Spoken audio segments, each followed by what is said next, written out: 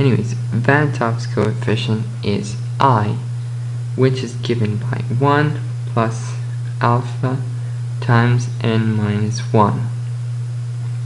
Now, what's alpha? Alpha is the number of dissociated moles divided by the initial number of moles. So, and n is the number of fragments. Now, as you can see, alpha can have values which can be 0 in case of non-electrolytes. For example, glucose. If you put glucose in water, it's always gonna, if you put 1 molecule of glucose in water, it's always gonna be 1 molecule of glucose. If you put sodium chloride, NaCl,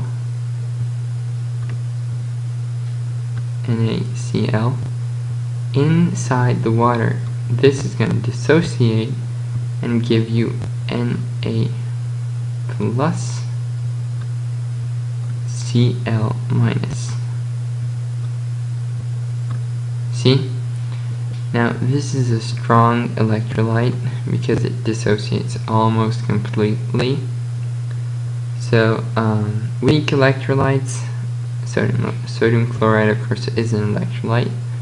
Weak electrolytes are somewhere in between 0 and 1. Because of course 0, if you have glucose, you have actually no moles dissociate. So alpha is going to be 0.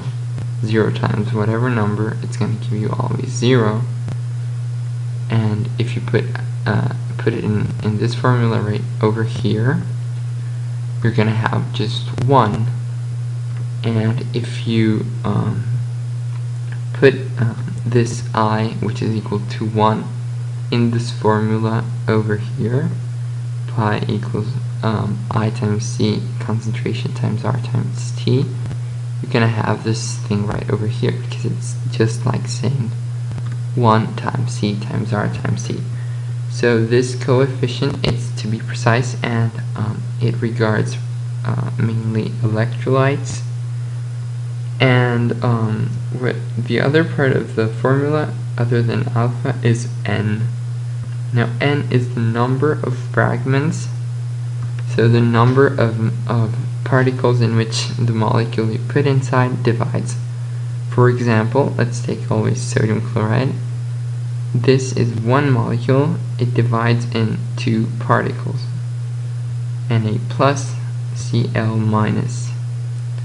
So what it's going to be is n equals 2 in this case. You're going to have other cases in which the number might be 3 or more. One last thing about osmotic pressure is the pressure of turgor. It's what happens in plants. As you know, plants have a rigid cell membrane. So what happens is that water wants to get inside. Say this is a plant cell.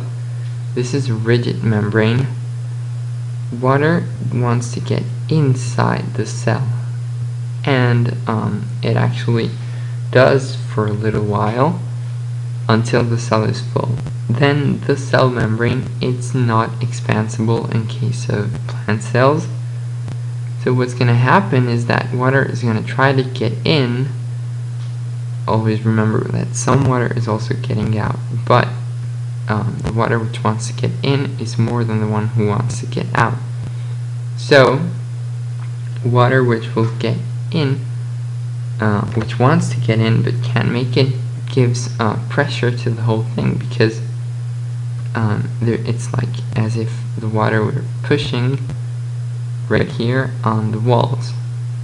So that's why, I don't know if you ever see, if you have in mind a leaf of salad, yeah, well, it's pretty crunchy, and the reason why it's crunchy, it's because there's water giving it the pressure of turgor. if you dehydrate a leaf, you're going to find out it's going to be way softer and not at all crunchy. This of course cannot happen with our cells. In fact, our cells do not have a rigid membrane. As you can see over here, they can break or they can get all with a weird shape.